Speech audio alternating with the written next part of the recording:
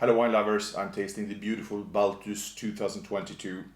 I had this a few months ago and I'm retasting it now, wine which is still opening up a lot. And Balthus, this is the top cuvée from Chateau de Regnac, consisting of, it's a pure blend of Merlot from the best parcels. So as I usually say, this is a modest appellation, but it's a very serious wine.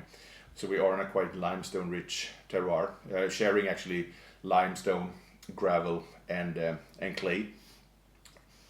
And this is really a top-notch vinification in terms of the winery, in terms of parcel selection, and this is a wine I've been acquainted with for more than 20 years now.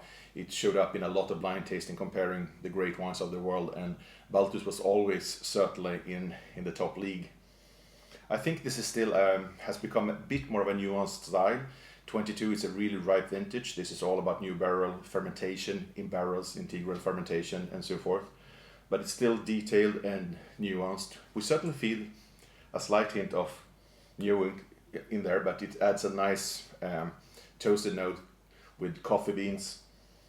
Then we have the tobacco leaf. We feel some of that, those calcareous hints, and then an abundance of ripe and dark fruit with the blackberry, cassis, dark cherry, you name it.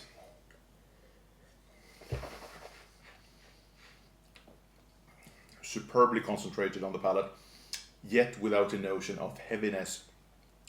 Tannins are super refreshing.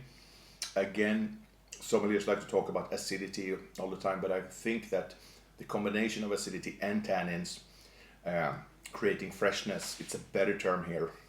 So we really have this intensity and density with all of that ripe and dark fruit.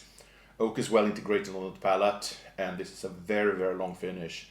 Again, for the fun of it, I think this is a wine you could easily compare with one of the great wines of Bordeaux, great wines of Tuscany, great wines of Napa Valley, and it will always show in a very top position, let's say.